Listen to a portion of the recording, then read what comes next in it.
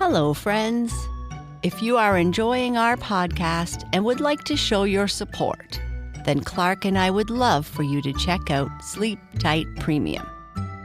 Not only will your support help us keep producing the show, but by subscribing, you get access to all our calming stories, meditations, and more, all interruption-free, plus shout-outs and an exclusive story every Friday. Just head to sleeptightpremium.com or follow the link in our show notes to learn more. Thank you.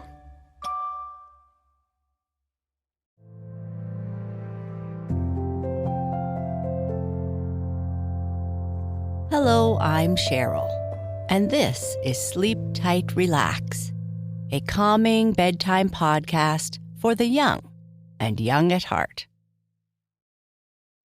It's time to get cozy in bed and listen to tonight's story. Our sleep story tonight is the third part of the tale of Daddy Longlegs. Daddy Longlegs got trapped in the toe of Peter Mink's boot when he was at Jimmy Rabbit's shoe store trying to get new shoes. Peter Mink doesn't know that Daddy Longlegs is in his shoe, and he takes off.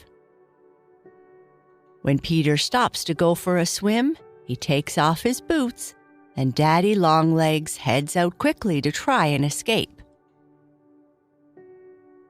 When Daddy Longlegs looks around, he sees something that he just cannot believe.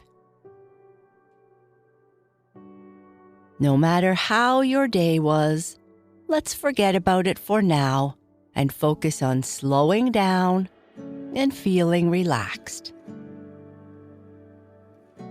Close your eyes and feel warm and secure. Next, I would like you to take a slow, deep breath in through your nose, as big a breath as you can and as slow as you can. Then slowly let the air out through your mouth. Taking deep belly breaths helps us relax at any time of the day, but it's a great habit to have before sleep. Try it again. Take a deep breath in and let the air slowly flow out. Take a deep breath in and now out. Breathe in deeply, filling your body with air and relaxation. Breathe out slowly, expelling any tension.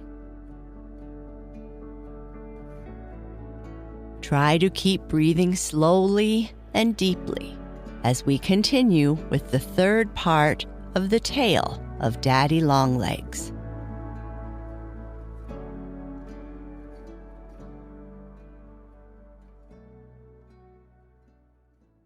It was not exactly a pleasant ride that Daddy Longlegs had in the toe of Peter Mink's shoe.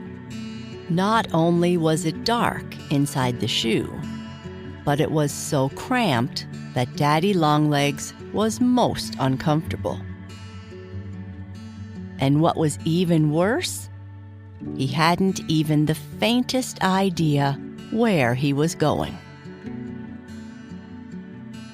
Sometimes Daddy Longlegs was almost sure that Peter Mink was carrying him around Blue Mountain. And at other times, he thought that Peter must be following Swift River to see where it went.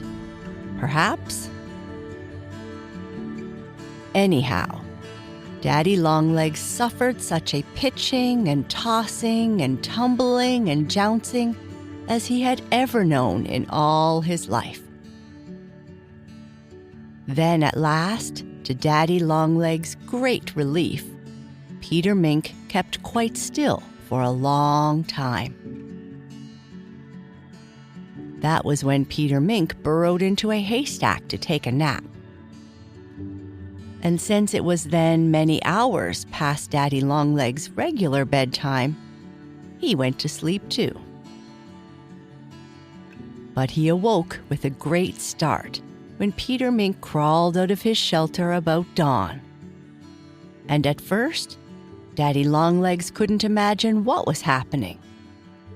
But after he had been bounced about a bit, he remembered the terrible accident that had happened to him in Jimmy Rabbit's shoe shop in the meadow.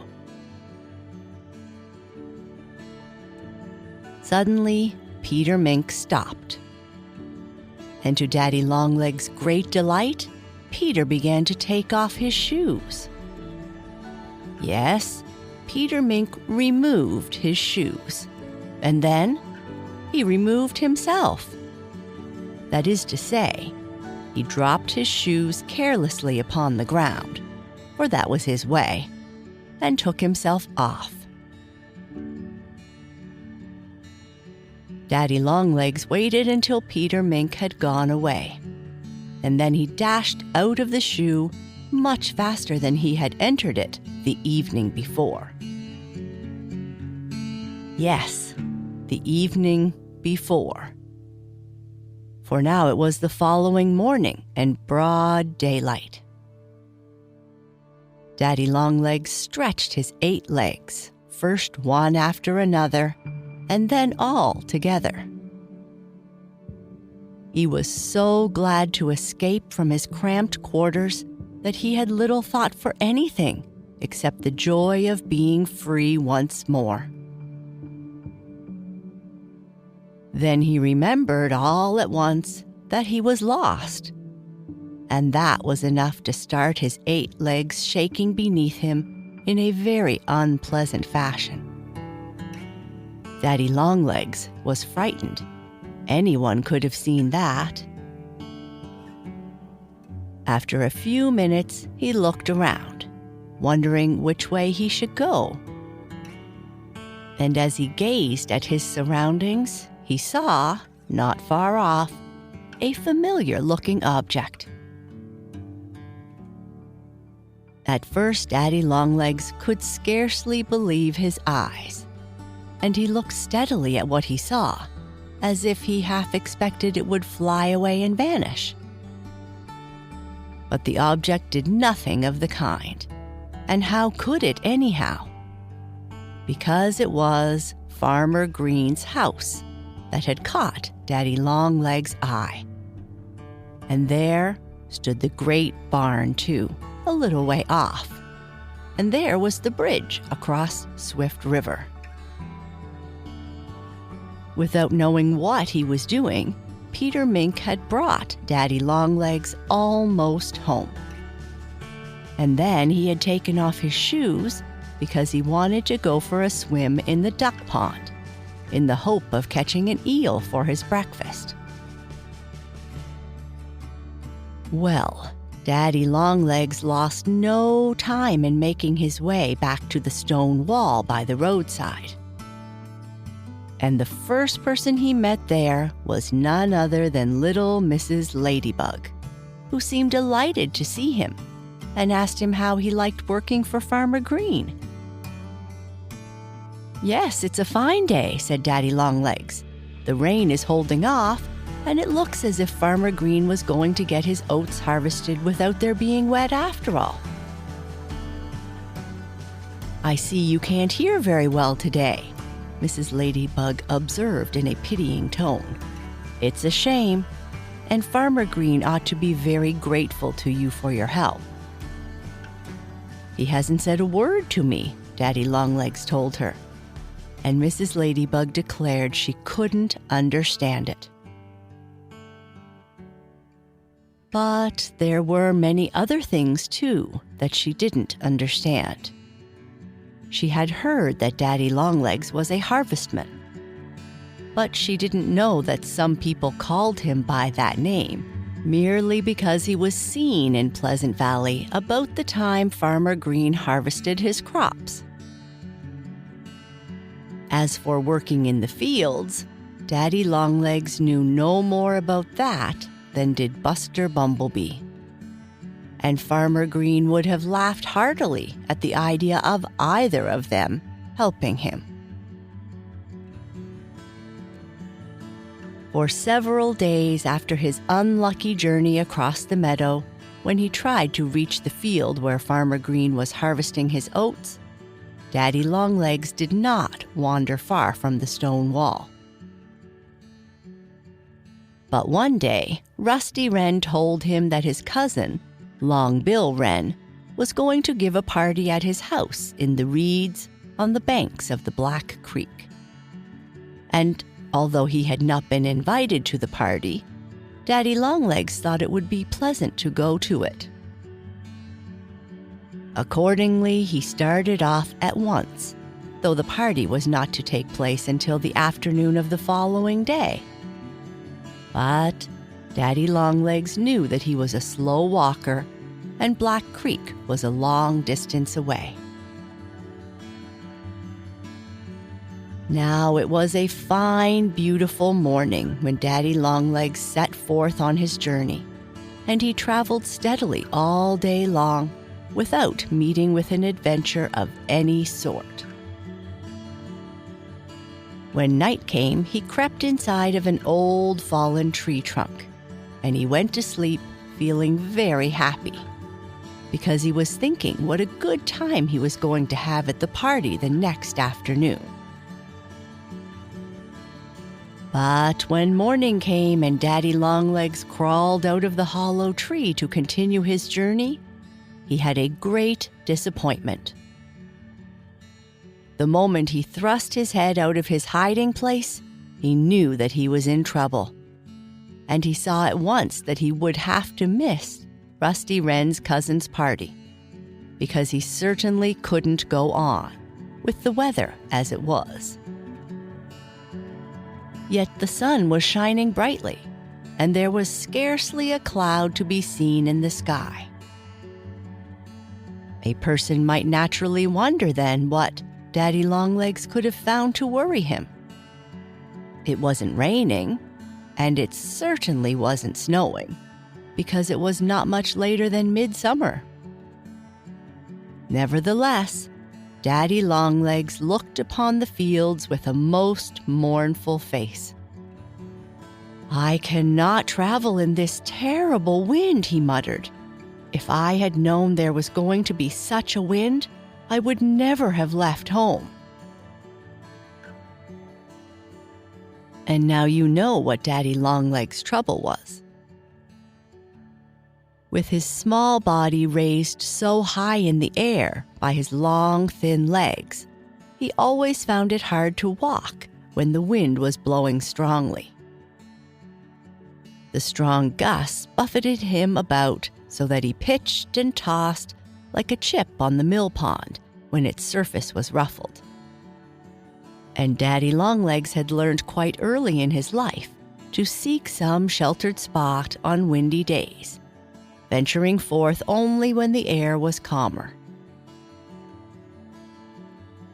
Of course, it was never very pleasant to be obliged to lie low like that, when there were 100 things he wanted to do. But it was much worse to be caught far away from home in a terrible gale. Not only was there no knowing how long he would have to stay hidden in the fallen tree before he dared begin his long homeward journey, but he had no one with whom he could talk, and it had always been Daddy Longlegs' custom to spend gusty days as agreeably as possible by gossiping with his neighbors. Besides, there was the party on the bank of Black Creek. Daddy Longlegs knew right away that it was useless for him to try to attend it, and so it was no wonder that he felt unhappy. For a long time, Daddy Longlegs lay inside the hollow fallen tree and looked out upon the wind-swept fields.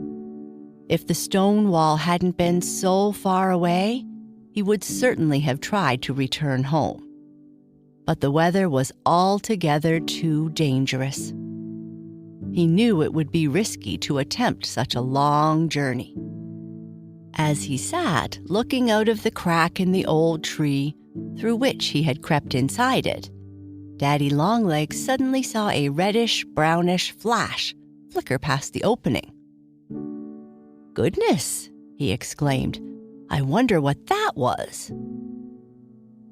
And in another moment, the same bright patch of color again whisked across the hole. Then Daddy Longlegs heard a sound like someone scratching upon the tree trunk. And being of a very curious nature, he crawled half through the hole and peered out to see what was happening. Daddy Longlegs was all ready for a fright. He was so upset on account of being caught away from home on that windy day that he was unusually jumpy and fidgety. But, as it happens often at such times, he met with a pleasant surprise. For there sat Sandy Chipmunk, with his long tail curled over his back and something very like a smile on his bright face. Knowing that Sandy Chipmunk never harmed anybody that minded his own business, Daddy Longlegs spoke to him at once. "It's a bad day, isn't it?" he called. Hearing that tiny voice, which seemed to come from inside the fallen tree, Sandy Chipmunk was so startled that he leaped high into the air. And when he came down again upon all fours, he found himself staring straight into Daddy Longlegs' beady eyes. "Oh, it's you, eh?" cried Sandy Chipmunk. And he looked rather silly, because he knew that he had no reason to fear anyone as kind as Daddy Longlegs. "It's a bad day, isn't it?" said Daddy Longlegs once more. "I'm sorry, I can't agree with you," Sandy replied. "I think it's the finest weather that ever was." "You don't mean to say that you like this wind?" Daddy Longlegs cried. "Why, I don't see how you dare to be out in it." "Oh, it's nothing when you're used to it," Sandy Chipmunk answered lightly. "I will never get used to the wind, I'm afraid," Daddy Longlegs told him sadly. "It blows me about so terribly." And he went on to explain how he had started on a long journey the day before, and how he didn't dare go on, nor turn around and go home either. "Well, well," Sandy Chipmunk exclaimed, "you seem to be in a fix. But why don't you ride home?" "Ride?" Daddy Longlegs shrilled. "On what, I should like to know?" "On Farmer Green's wagon," Sandy told him promptly. "I happen to know that Johnny Green and his grandmother drove to the miller's this morning to have a sack of wheat ground into flour, and they'll be coming back home this afternoon." Sandy Chipmunk did not tell Daddy Longlegs how he had been tied up in the sack of wheat and had had a ride in the wagon himself. He did not like riding in wagons, and he had been so glad to escape from the sack and jump into the bushes by the roadside that he had stopped to dance on Daddy Longlegs' tree before scampering back home. His suggestion took Daddy Longlegs by surprise. At first, he felt a bit timid about riding in a wagon, but Sandy Chipmunk assured him it was not half as bad as it was said to be. "Is it far to the road?" Daddy asked him. "Not if you hurry," Sandy told him. "If you start now, you surely ought to be able to reach the road by the time old Ebenezer passes this field." "Ebenezer? Who's he?" Daddy Longlegs inquired. "Oh, he's the horse that draws the wagon you're going to ride in," Sandy Chipmunk explained. Daddy Longlegs thought deeply for a few moments, or as deeply as anyone could who had such a small head as he did. And then he said, "I will try your plan, as I want to go home. But it's very dangerous for me to do so much walking on such a windy day as this." "Come on," cried Sandy. "I'll show you the way to the road." And having started Daddy in the right direction, he hastened off to the road himself to wait for the wagon. Sandy waited by the roadside for a long, long time. And while he was lingering there, Daddy Longlegs was battling with the wind and having hard work to keep his feet. But by hurrying along fences and dodging behind boulders and bushes and every other sort of shelter that he could find, Daddy Longlegs managed to reach the roadside at last, where he arrived quite out of breath. "Hooray!" Sandy Chipmunk shouted as soon as Daddy Longlegs joined him. "Here you are, and you're just in time, for there's the wagon rattling down the next hill, and old Ebenezer, that's the horse, please remember, he'll climb this rise as fast as he can because he's in a hurry to get home." "He can't be half as anxious to reach home as I am," Daddy Longlegs remarked. "You don't need to worry. You'll get home soon enough," said Sandy. Soon the two watchers saw the old horse Ebenezer come jogging up the road. And then Sandy Chipmunk said something that sent Daddy Longlegs into a flutter of excitement. "Here they come," cried Sandy. "You'd better stand right in the middle of the road so you'll be sure to stop them."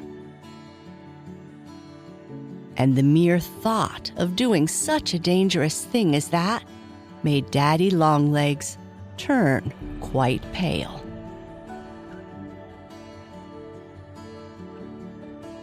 And that's the end of this part. Good night. Sleep tight.